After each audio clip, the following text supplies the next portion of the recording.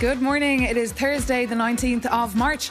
I'm Maeve McMahon and you're watching Europe Today, your daily dose of European news and analysis, live here on Euronews. Coming up, EU leaders are gathering in Brussels today for their regular spring summit. On the agenda, not one but two wars, and they may be more connected than you think. As the conflict involving Iran spills across the Middle East, with dangerous escalations on all sides, the UN Secretary-General Antonio Guterres will also join leaders to reflect on the mounting humanitarian crisis. The message from the summit, though, is clear. This is not Europe's war, but it is affecting us, whether we like it or not. From rising energy prices to the risk of food shortages all across Africa, the global impact is already being felt. Plus, EU leaders won't be forgetting Ukraine. Now, in its fifth year of war, the country is still waiting for a €1 billion loan. President Zelensky will join the talks remotely. For more, we can cross straight over to the arrival floor of the EU summit, where Euronews' correspondent Shona Murray is standing by for us this morning. Good morning, Shona. So we're hearing the EU saying it's not getting involved in the US-Israel war on Iran. But will leaders discuss any potential support today to allow the Strait of Hormuz to return to normality? Well, good morning, Maeve, and we are shaping up for a very rancorous, a very difficult EU summit today. EU leaders will about to start trickling down the red carpet here over the next sort of half an hour or so for what will be a very late summit, which will probably drag in well into the early hours of the night. And as you mentioned there, two major items on the agenda. First of all, of course, the Iran war and the impact it's having on Europe. Now, EU leaders over the past few days have started roundly rejecting the premise of this war, saying that they weren't consulted, they're not party to the conflict, and therefore why should they get involved? Why should they send their vessels, their sailors to help the Strait of Hormuz and the Americans and the Israelis? Take a listen to German Chancellor Friedrich Merz speaking to the Bundestag yesterday. We have also made it clear that we still have many questions about this war. To date, there is no convincing concept of how this operation could succeed. Washington did not consult us and did not declare European aid necessary. Ladies and gentlemen, we would have advised against following this path, which is being currently taken. So that's Friedrich Merz, the German Chancellor, obviously making the point that they don't understand the objectives of this war, they weren't consulted and they would have advised against it. And that's very interesting, Maeve, because you might recall a couple of weeks ago there was a lukewarm endorsement from a lot of Western countries, particularly some of the most senior countries in the European Union, aside from Spain, that said, look, let's not lecture our allies. This is a very important thing to do, potentially to rid the world of the regime in Tehran. But now they're also looking at the impact. The impact for European economies on this war is massive. We've seen oil prices skyrocket. The impact on the cost of living crisis is huge. But the key question is, will Europe do anything to save the Americans and the Iranians and the Israelis right now? Will they send their vessels, their sailors, to the Strait of Hormuz? We've heard over the past few days that this is a non-starter. There was even a discussion by the EU Foreign Policy Chief, Kaja Kallas, as to whether she could maybe do a negotiation with the Iranians to try to get European vessels through the Strait of Hormuz. And that, again, is a non-starter. But we've seen this war escalate over the past few days, in particular the world's largest gas field being hit by strikes yesterday. So EU leaders will definitely discuss the economic impact of this war. Maeve? And just briefly, Shona, Ukraine also very much on the agenda. Of course, yes. It's a major issue that will keep the EU leaders up at night. Viktor Orban, the Hungarian Prime Minister, has reneged on an agreement that was set before Christmas that he would endorse a €90 billion loan for Ukraine. He's now saying he won't do that because the Ukrainians are refusing, as he says, to fix the Druzhba pipeline, which is a pipeline that gets oil from Russia through Ukraine to Slovakia and Hungary. So that's going to be a major problem because Ukraine needs this money by June. Maeve? Indeed. Shona Murray, thank you so much for that live update there from the EU summit. From an EU summit that once again could potentially be dominated by a veto by Viktor Orban, the Hungarian Prime Minister. For more, Euronews' Hungarian correspondent Sandor Zsiros is with me here on set. Good to see you, Sandor. Thank you so much for being here. And we understand the EU and Ukraine have sent a team of experts to this pipeline. Could this resolve now this issue of the veto at the EU summit? Good morning, Maeve. Indeed, earlier this week, the European Commission decided to take action and try to resolve this issue. The group of experts are currently on the ground and they are expected to file a report pretty soon in order to see what does it cost and how much time it will take to repair this pipeline. But I guess this is not going to resolve the issue right now at this European summit, because Prime Minister Viktor Orban clearly said 2 days ago that in order to lift his veto and in order to finance Ukraine, he needs to get the oil flowing. And this, according to Ukraine, could take up to 1 month. So I expect a really tough summit for Viktor Orban, a lot of fighting, but I don't think there will be a solution for this loan of Ukraine, and there is not a plan B, so they cannot simply bypass Hungary on this. And it's tricky, isn't it, for the EU? Because, of course, Hungary is a member state, Ukraine an aspiring member state. And also, very interestingly, we have to remind our viewers there's elections coming up on the 12th of April in Hungary. How is this issue of this kind of spat between Hungary and Ukraine playing out in the campaign, Shandor? That's right. This is one of the main issues in the campaign debated right now, because, this is related to energy security. This is related to the price of the petrol, the price of the heating, cost of the living. So this is huge. And again, Prime Minister Orban is portraying himself as somebody who is fighting with Brussels, in Brussels for Hungary, and he's fighting also with Ukraine in order to secure cheap oil from Russia. This is a big issue, and according to experts that I spoke to, this could eventually help Orban boosting his support. And another thing is, since people are talking about Ukraine, they are not talking about the talking points of the opposition, which is, hospitals, schools, inflation, etc. And one final thing to remind, the elections are still open. Orban could win, but he could also lose. And if he's losing, this is his last European summit and possibly his last European veto as well. As you said, Shandor, it will be a very tough summit. We'll keep a very close eye on it. Thank you so much for that update.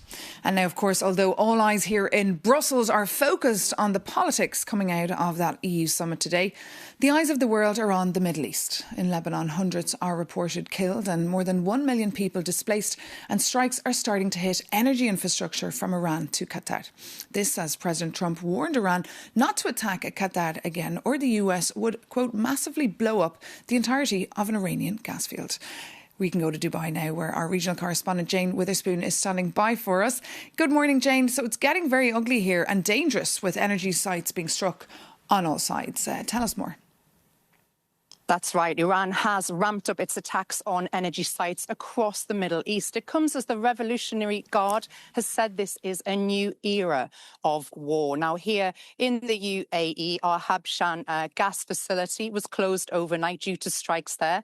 We're hearing similar reports across the region in Riyadh, in Saudi Arabia. And of course, this morning we learned that several sites in Qatar, Doha, had been attacked, leading to extensive damage. Now, all three countries have come out and condemned these attacks, saying it could lead to global security issues. And of course, these do come off the back of Israel attacking that South Par in Iran, their largest gas field there. However, overnight as well, President Trump has come out and said he had no idea that these attacks were going to take place. He's condemned further attacks also on Iranian infrastructure.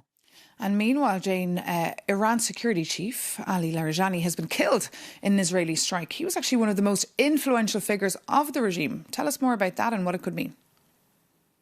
Yes, now a lot of the top brass from that Iranian regime have been killed over the past few days. There's a statement out in the media in Iran today, supposedly from the supreme leader, Mojtaba Khamenei, saying that he condemns these killings. And as you say, his top security chief was just the latest to be taken out. So he's very angry about that. Now, amidst these strikes, which are consistent through the day and night across the region, we are hearing that the Iranian people are against the regime there, and they're now taking to the streets in protest, and they're coming up against security forces there. OK, Jane Witherspoon. And of course, we have our Farsi desk all over that. Thank you so much for that live update there from the United Arab Emirates. Now back here in Brussels at the EU summit, EU leaders are looking at ways to soften the blow from the war in the Middle East and also manage the impact of the ongoing war in Ukraine, now entering its 5th year. Our Jakob Yanis takes a look at how both wars are very connected. Today, 27 EU leaders meet in Brussels for the European Council. The official agenda highlights competitiveness and migration, but war overshadows it all. And your reporter doesn't yet know exactly what they will be saying, but we can certainly guess what keeps them up at night. Especially as Russia's war in Ukraine and the US-Israeli war in Iran have become deeply interlinked. Let's take a look together. With the Strait of Hormuz effectively closed, energy and petrol costs are soaring. And because that vital waterway handles a massive share of global fertilizer shipments, it also means higher grocery prices for everyone. To ease that pressure, Trump announced last week that he is lifting some sanctions on Russian oil.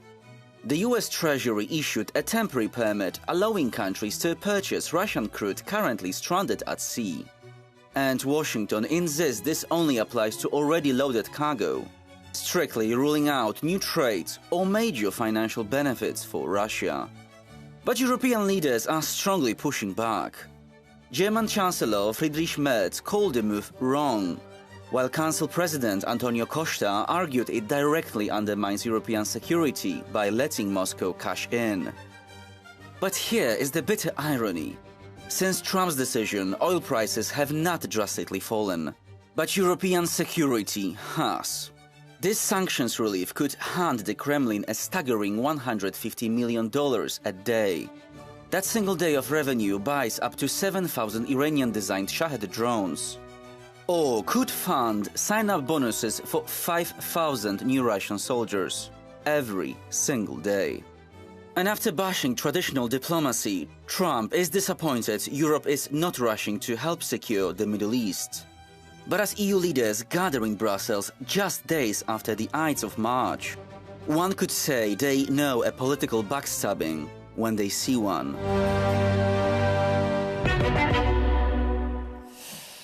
Jakob Yanis reporting for us there. Now, although only 27 EU leaders are in that summit physically today, some others are hoping to one day sit in there too, like Iceland, who plan to hold a referendum on EU membership. For more, Euronews' Shona Murray sat down with the Foreign Minister of Iceland and started by asking her if this would be a very difficult referendum to get through. Everyone knows about Brexit and all the lies that were put on the table in that process. So, yes, it will not be an easy walk, but in the end, you have to trust the nation and believe in her. And it's rather positive now. The outcome could be positive now, today, if we would vote. But on the other hand, it's just a simple question, Should we continue the negotiation talks, yes or no? And from my point of view, if you say no, you are closing a lot of doors. Instead of saying yes, should we not continue, see what kind of negotiation and agreement we will get. If you say no, then I'm afraid that Iceland will be pretty much alone. Not quite alone, but of course we are still member of NATO and we have the EEA agreement, we have EFTA. But I think our position will be not so strong as being a member of the European Union. And there, again, I come to the values we share. What do you make of the changing nature of the transatlantic relationship? If I could now criticize European Union, is that they should be with more self-esteem. European Union is a superpower, and they should act like a superpower, if I could say so.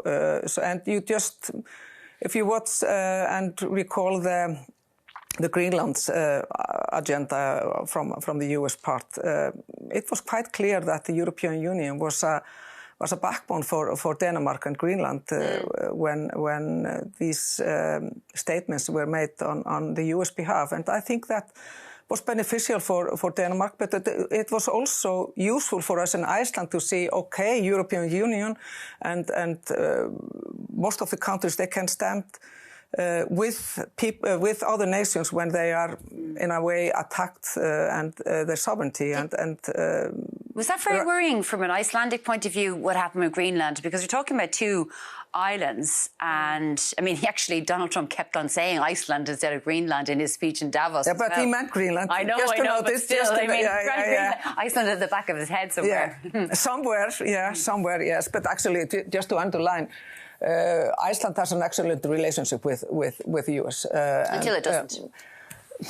Yes, but you know, when it comes to defense and security, I just have to underline our cooperation in that field has been increasing and has been not just encouraging, you know, it has been very useful for Iceland, and I know as well for the US. So whatever people say, you know, in that field, defense and security, it's fine, and it's one of the most important pillars of our new defense and security policy. But when it comes to trade, sadly, their friendship is not so good as it was, you know, because we got first 15 and then now 10 after the decision from the Supreme Court.